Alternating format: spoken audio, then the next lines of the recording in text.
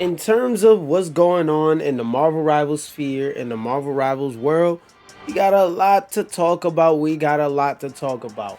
From the new resource rumble mode to my thoughts on them adding original characters and whatnot. Let me fix the link. There we go. My thoughts on them adding original characters. Let's just hop straight into it, no delay. Let's see what this new map is looking like. Actually, wait, fuck that. I need to know what the new mode is so I understand and I know like how does the map affect the way that game mode gets played, you know? So let's see what, oh wait, no, I didn't switch. Let's see what this mode is talking about first. Yeah, like the video. Make that a habit. Use my video as a starting point. Random unlocking mission areas. What the fuck is this King of the Hill? Resource areas unlocked first. Teams collide and battle for every scrap. Finally, time to rumble when the hijack area unlocks. Raid rivals, steal their stockpiles, and fight for total control. The first team to gather enough resources wins. So from what it sounds like, because I think they're going to do a longer video explaining it, what it sounds like is this basically like they're leaning more into the MOBA thing, because... One second, I got to give this dog some water.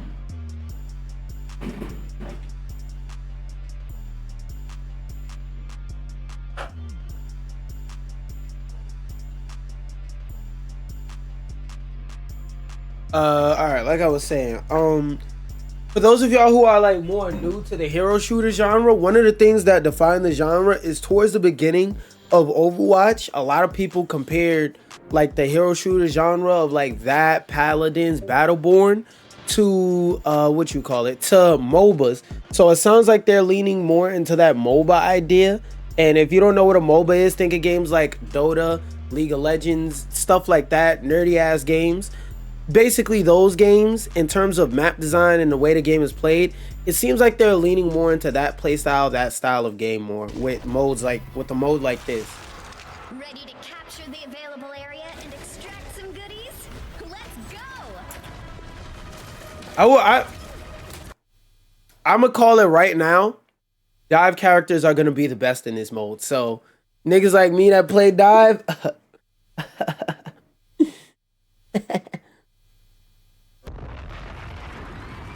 We eating! All the Venom players, all the I need backup players, all the Spider-Man players, all the super duper high mobility players.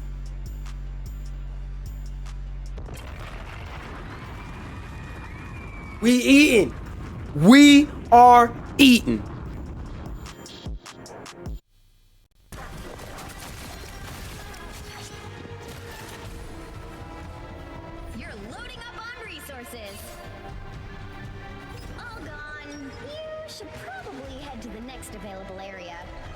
Okay, so it's more dynamic domination.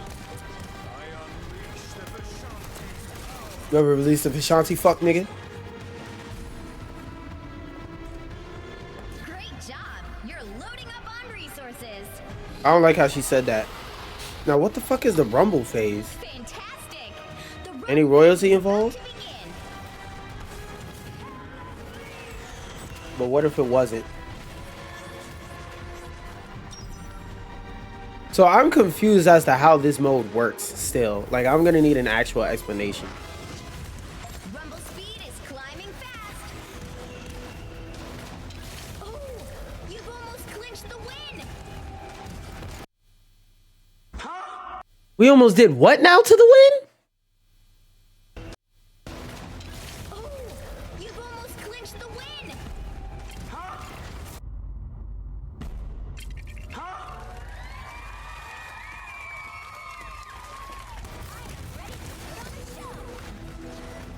Like I'm really struggling to figure out what the fuck this mode is.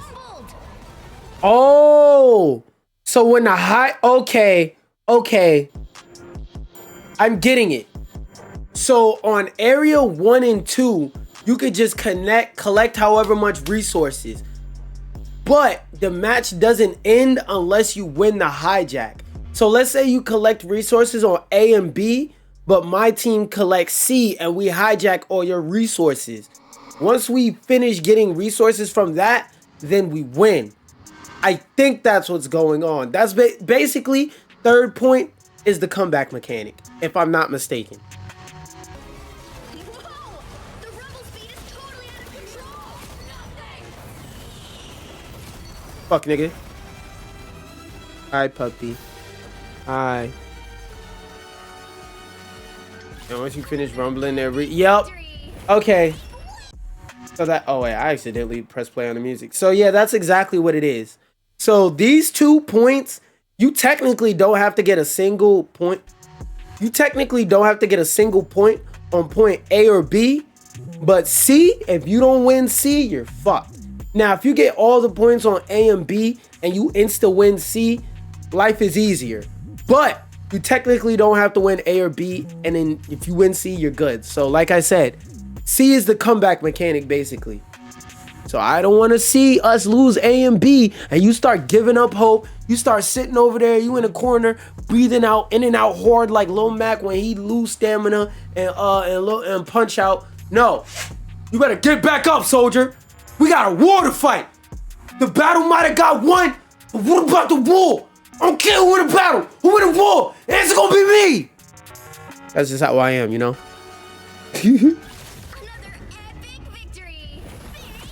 Yeah, that's the screen I'm gonna see in this mode. Okay, so this mode is less resource management and more like triple domination, basically. Okay, that's not too hard to understand. Now let's get a tour. Let's get a better look of the map. The map itself.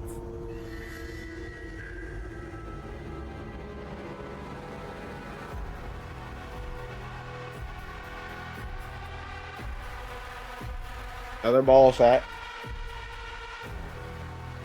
This music kind of. Gra. Gra gra boom. Ga. Ga. Ga ga boom. Nah. Hey yo. Wait, what is Bass doing there?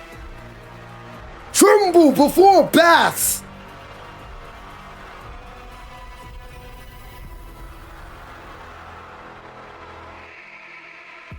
They're not really giving us like an overhead tour of the map or anything. They're just showing us random fucking scenes.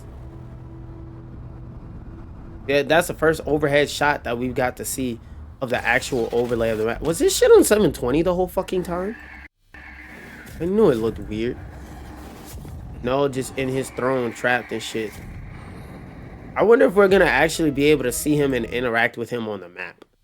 But I'm curious to see what the story for that map is as well. And another story that I got for you is I talked about this in part yesterday, and I put a thumbnail on a video, but when I went to check the video, that's when I realized I forgot to actually read the fucking article. But basically, Marvel Rivals is considering adding original heroes. Now, there's two sides to this, right? I'm kind of indifferent as to whether they add original heroes or not, because I just enjoy the character functions at the end of the day. Like, I like playing those melee brawl, pull up, bring your ass to the street, or I'm gonna bring the street to you fighting type characters, right? So my opinion on it is, as long as they're adding more tanks and supports, I don't give a fuck if they make up a character or if they add a new character, right? But on the flip side, I could understand people being upset, because at the end of the day, the number one reason why this game is popular, fuck what everybody says about, oh, the game is just good, blah, blah, blah. Like, the game is good, don't get it twisted. But the number one reason why Marvel Rivals is popular is because niggas can fly in the air, say, I'm Tony Sparks, pew, pew, pew, I'm hulking, oh, Hulk smash! I'm Wolverine, snick it, fuck nigga. It's the Amazing Spider-Man. At the end of the day, that's why people play the game. We accept characters like Jeff the Adorable Land Shark and Luna Snow, but don't nobody know who the fuck that is. People know who Storm is. People know who Magic is. And another thing is, like, I feel like Marvel Rivals, out of like every non-Marvel comic book project in about the last 10 years, has brought in the most people to the comic world, like out of everything. Because when it comes to the Marvel movies, when it comes to all the other Marvel games that came out, from the stinkers like Avengers to the great shit like Spider-Man 2, I feel like nothing else has really expanded the comic book fan base the way that Marvel Rivals did. Like, people who would never read a comic book, I've seen them want to pick up, let's say Magic's comic book, or start watching variant comics or Comics Explained, and start getting more into the comic world and actually learning about these characters than anything else Marvel related. Because when it comes to Marvel movies, niggas just watch a new Rockstar video and then boot up Disney Plus. They're not thinking about going to the comic book store. So being that this game has like a symbiotic relationship with Marvel Comics, the community of people on this game actually care about the heroes and characters, versus Marvel movie watchers. They don't give a shit who Ironheart is. They just know Iron Man and Iron Man. That's it. Most of them still think that Ironheart is just the Iron Man replacement, when she's exactly the opposite. So there's that aspect of it. And also, like, let's keep it a buck. It's mad Marvel characters they could add. Like, it's a bunch of dream characters that people want. Like, yeah, they added a lot of characters like Spider-Man and Blade, but there's still other Marvel characters that are very beloved, like Cyclops, like just X-Men. We got Cyclops, we got Beast, we got Rogue, we got Kitty Pryde, we got Colossus. That's like 5 characters off the top of my head, just limiting it to X-Men. I said Kitty, Cyclops, Rogue. We can add Cable in there. We can add Forge in there. I don't know if people consider Deadpool X-Men, but we can add Gambit in there. How could I forget Gambit when I said Rogue? We can add Jubilee. We can add Sunspot. We can add Legion. Well, I don't know if Legion will be well requested, but I feel like they could do something interesting by making him like a special type of strategist or something like that. Even villains wise, we got Magneto, we got Quicksilver. That's just 10 people from the X-Men verse. And Marvel has what, 30 to 40? It started in like the 1940, 20. So about 100 or so years of characters in Marvel history that could be added over Jimmy Fucknuts. So I understand the frustration, but at the end of the day, I see both sides, but I don't give a fuck. Just add more tanks and strategists. That's all I give a fuck about. Add more tanks and strategists. I'm tired of everybody being a fucking Instalock DPS. I want more Instalock tanks. I'm tired of Emma. I want people to play somebody else besides Emma or suck-ass Thor. Please. But anyway, let's read into this article. MP1ST asks Marvel Rivals directors Guangyang, aka Guangyang Chen, if NetEase had considered adding heroes of its own to fight alongside Marvel staples like the Avengers and the Fantastic Four in future seasons. After all, other Marvel projects like the MCU movies. Oh, that's another 2 characters they add. They've hinted at it that they might eventually add Doctor Doom, but also who did I just have in my head besides Carnage? That's another character. It was another villain I just had in my head from Marvel. Oh, Kang the Conqueror. That's another character. That's another person they could add. Even like alternate skins. They can make Sylvie her own character if they wanted to. After all, other Marvel projects like the MCU movies have created new characters. What MCU movie original character was there? I don't remember that. Hold on. Let me look that up. Let me check out my big bro Perplexity. What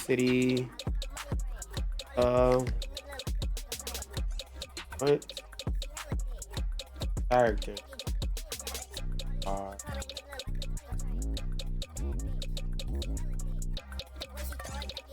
to be? I like how the beat paused exactly when I did it. What characters are original? No, Phil Coulson is in the is from the comics. No. What characters are completely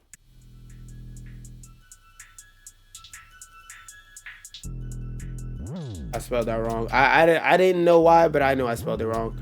All right, what characters are completely original to the MCU? All right, look, go through your sources. Bow Bow, entirely original. Phil Coulson was in the fucking comics. I know that for a fact. Darcy, minor character, nobody gives a fuck about. Louise, not a real character. Michelle Jones, MJ is a comic book character. Hope Van Dyne, she was in the fucking comics too. What the fuck is this list? See, this is what we be talking about by MCU hallucinating. Lord the Rabbit, who the fuck is that? Who the fuck is that? A background character don't nobody give a shit about. So like what the fuck are they talking about? Because I can't think of a like meaningful character that's original to the MCU. Because like Darcy is a minor character. Like I know for people who were there when WandaVision was out, everybody was simping over her, me included, me the hardest actually. So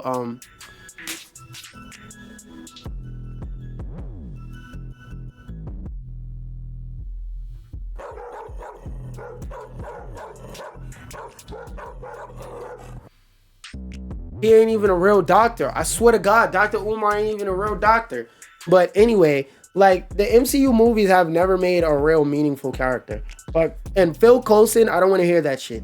I know for a fact that nigga was in the comics first. Like I know that for a fact. So I don't give a fuck. Anyway, after all, blah blah blah blah blah blah. Would it be out of the question for rivals to also indulge in making people up to capture an objective or push a payload? It wouldn't be out of the question, but it would be out of the realm of comfort. Because again, the biggest appeal of this game is I get to fly in the sky and beat Johnny Storm. I get to flame on and flame niggas. Niggas get to cock it back and let it blow and punch niggas in the mouth as the thing. Niggas get to be the god of thunder. That's why people like this game. Like let's not get it confused. If niggas just liked hero shooters, they would still be on shit butt ass Overwatch. If niggas just like hero shooters, they would still be playing Paladins. If niggas just like hero shooters, Battleborn wouldn't die. If niggas just like hero shooters, they would hop on TF2. But you know why they on Marvel Rivals? Because TF2, officially at least, you can't play as fucking Mantis from Guardian of the Galaxies or Raccoon, emphasis on the coon, Rocket. Chin played coy when asked, Guang played coy when asked if any are coming down the pipeline and merely said stay tuned.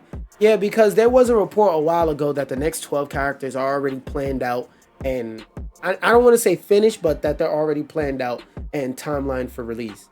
But maybe my immediate aversion to this is just because Marvel Rivals isn't even a year old yet. The thought that someone's favorite comic book character mainstay, could get sidelined for some OC cooked up in the NetEase offices feels bad. Yeah, and it's probably going to be a Goon Platoon character. However, Luna Snow, one of the most popular characters in Rivals, also started as an original character in the mobile game Marvel Future Fight. Yeah, but Marvel Future Fight didn't have the same pull as Marvel Rivals to the same audience, because like Future Fight was pretty much pulling fans who were already like coming straight from the comics. Like basically if you played comics and you wanted a game that was nice and casual for you, because like, how do I explain this without being derogatory? Because comic book people who only play comic book games have a way wider variety of games than people who play anime games. Hold on. That needs to be a conversation. Wait.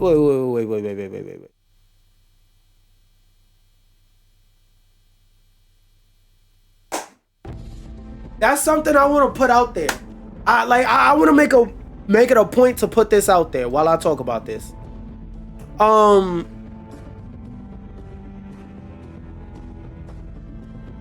People, like, it's a slur to call somebody an anime gamer, but it's not a slur to call somebody a comic book game gamer.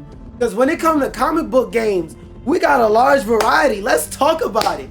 Because Spider-Man 2 doesn't play the same as Marvel vs. Capcom. Marvel vs. Capcom doesn't play the same as Avengers 2020. Say what you want about Avengers 2020 and how it may not be as great of a game as something like Wolverine X-Men Origins, but those games are vastly different. People who play comic book games got a way wider variety of games to play. I'm just saying, and niggas who play anime games, Y'all have been getting the same fucking game for the last 10 years. Meanwhile, Marvel Snap exists. Marvel Future Fight / Midnight Suns. Same fucking genre. Midnight Suns versus what is it called? Future Fight. Comic book gamers have a way wider variety than anime gamers. So I just want to put that out there. Anime gamer will always be a slur in a gaming community because you niggas have been playing the exact same game for the last 20, 25, however many fucking years. I played, Ninja Storm is so fucking old, there's a mobile version. I just want to repeat that for the people in the back still sitting there crying, going, "Argh!" That's in denial. Ninja Storm is so old, they put that game on mobile. Plays Ninja Storm. Plays Ninja Storm. Plays Ninja Storm. Plays Ninja Storm. You know when's the last time Ninja Storm came out? My Hero Academia. You know when's the last time My Hero Academia came out? Jujutsu Kaisen. You know when the last time Jujutsu Kaisen came out? Bleach. That's 4 games I just named. Same game. Even if we talk about Dragon Ball. Dragon Ball has been releasing the same game for like the last 20 years, bro. Dragon Ball Kakarot is single player Dragon Ball Xenoverse, and Dragon Ball Xenoverse is literally just the second most recent multiplayer version of Budokai Tenkaichi. I seen a tweet from Mighty Keith earlier today. If you were to buy all the Xenoverse DLC, you would be paying over $300. Let me repeat that. You would be paying over $300. So, again, comic book gamer will never be a slur like anime game gamer is. I just wanted to get that off my chest because that's a thought that just came across my head just now, and I had to put that out there. But back to the main topic. Maybe my immediate aversion to this is just because blah blah blah blah blah blah blah. Also an original game, but like I said, Marvel Future Fight is not the same thing. Not the same thing. Which has been a point of contention considering all the attention she gets in terms of cosmetics compared to the fan favorite heroes. Nah, I think it gets spread out pretty even. Definitely. She gets in terms of cosmetics. I don't doubt some interesting heroes might come out of this, but you're still covering classics, Netties. So I hope any original characters you might introduce come after you spend a bit more time filling out the roster with established heroes people are still waiting for. I agree with that. Like, their next 12 characters, I don't expect to be original. I expect it to not be it till at least like 2027, 2028 until they start even thinking about introducing real characters. Because again, guys, about their next 12 characters are already planned out and timelined according to quotes and stuff that we said. So don't expect no new characters then. And everything else I have to talk about is just quick updates. Apparently their matchmaking video drops on the 21st, so that's this week, I believe. That's Thursday, so this week, Thursday, is when they drop their video about the matchmaking updates, number 1. And number 2, apparently they're improving the matchmaking, which I will say, as I've been playing, the matchmaking feels a bit better. It's still fucked, because I feel like there's no fucking reason why somebody who's never been past Plat, are getting matches against people who are peak Celestial. Like, I don't give a fuck if they're currently unranked. Peak Celestial, you should be putting queues with other people that are near your rank. Like, I can understand if, as a peak Plat, I'm getting put in games with peak Diamond. Okay, that makes sense. But I'm getting constantly back and forth getting games of people who are currently GM peak fucking 1 above all. Like, yo, what the fuck is that? Anyway, I just wanted to pull this trailer up because I thought this was fucking funny. Hey, you guys miss Bubsy? You remember Bubsy 3D? Now he's in 4D. So now Bubsy, now in the game, when they do a fart joke and this nigga Bubsy farts into the fucking microphone, the mic on your controller, not only are you gonna hear a big fat, you're gonna smell it too, because this is Bubsy 4D, bitch nigga. Remember me? Your old pal Bubsy? Nah, I'm not old. No, my memory of Bubsy comes from video retrospective essays. No, I don't remember you, fuck nigga. From all those classic games you love. Did this nigga start jerking himself? Classic games I what? Forget about that. Let's talk about the new one. Okay. Bubsy 4D. What you got to say about the new one, bitch? Now this. I'm not gonna lie. Like, just going off off of art style and off of like the 10 seconds of gameplay I'm seeing, this looks fire. And also, look, we're getting gameplay before the 30-second mark. Other game trailer developers, are you noticing this? Less than 30 seconds in, we're starting to see gameplay. Pay the fuck attention. Pay the fuck attention. Listen to Atari. They trying to show you something, young nigga. So, where are we going next? Oh, they got a hub world? Zoink, bitch, nigga. I wonder if that's more moves than that Italian plumber has. Oh, they already throwing shots at this nigga Mario. This nigga think he Jesus walking on air. Okay, like what I'm seeing from this little bit of gameplay right here, it looks like genuinely they thought about the movement and this isn't just a quick cash grab. Because what I've seen some people accuse this game of being so far is like a quick little cash grab to just get some money real quick by Atari. But for when I'm looking, it looks like they put a lot of love in this game and that they're reviving the game because they have a team of passionate developers that actually give a fuck about creating a new game with new gameplay systems and whatnot. And Bubsy's just the IP they wanted to use because that's what their vision fit. And I gotta say,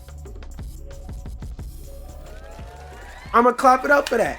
I'ma clap it up for that. I love anytime developers using IP and they actually utilize and play into the strengths of that IP instead of just making their own game and then slapping a name on it to sell copies.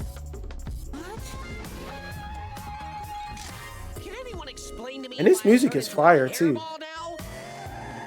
They call me the Orange Blur.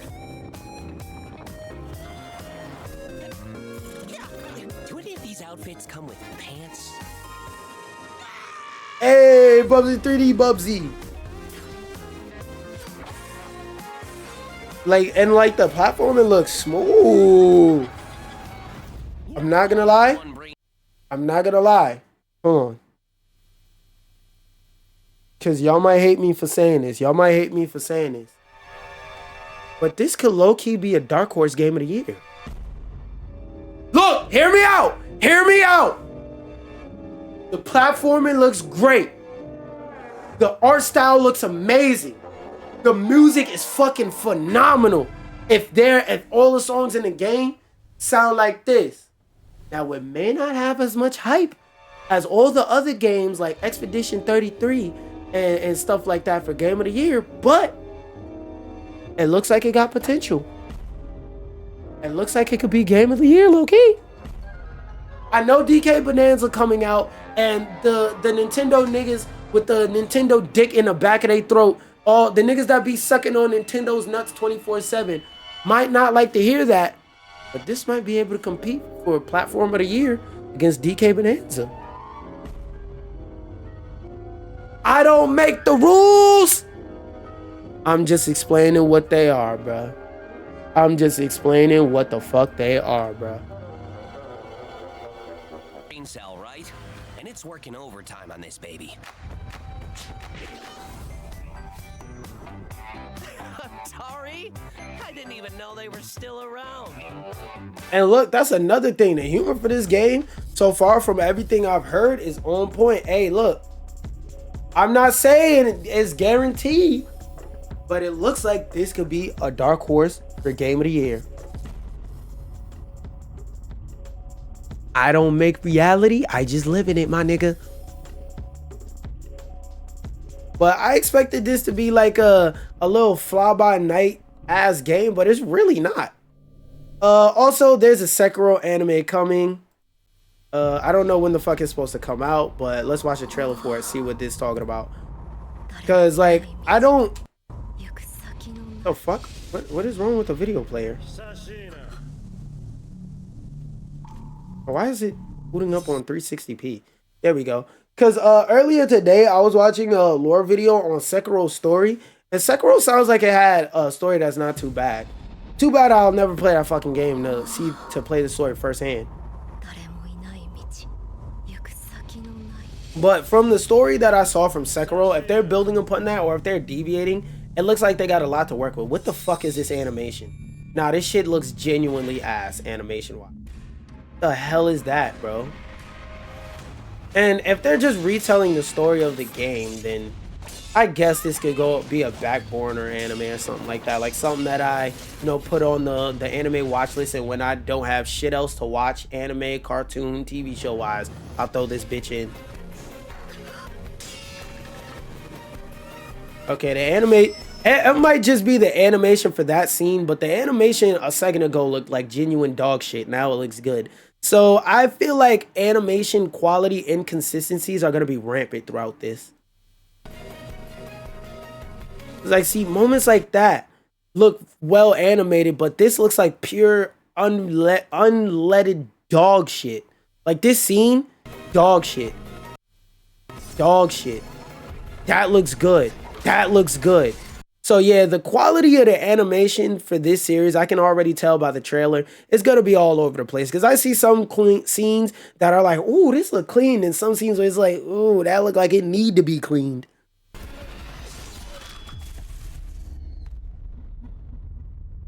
Sekiro no defeat. Coming exclusively to Crunchyroll. Woo! I always find it funny when they say coming exclusively to Crunchyroll. Music unrelated.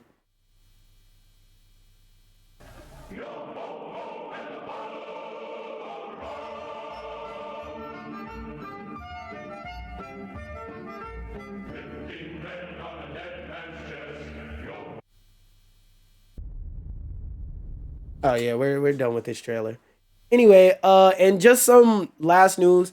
For those of you who didn't see the Black Ops 7 reveal that came out during Gamescom earlier today, don't worry. It's Black Ops 6 DLC. They didn't show a fucking thing that was new. Like, they sat up there and they was talking about, oh guys, the story is fully co-opable now. That was a feature like 4 fucking Call of Duties ago. I did that. I played the co-op story in fucking Advanced Warfare. So guys, that's not a new feature. Ain't shit new about this fucking game. Apparently they're having a beta. A demo for Call of Duty. When is it? You can play Call of Duty 7 early through the demo. This lets you try out the selections of blah blah blah. The demo starts and end. Blah blah blah blah blah. When? How to get early access? You can play the demo by pre-ordering or having Game Pass. There you go. That's how you get the demo. You have Game Pass or you pre-order. Which, if you have Game Pass, technically you did pre-order. That being said, I'm about to get off this shit for the fucking day. And I hope you've had a beautiful day. It's more videos somewhere over there to watch if you've made it this far. Also hit that like button, or I'm gonna like it when I shove my thumb in your ass unsolicited.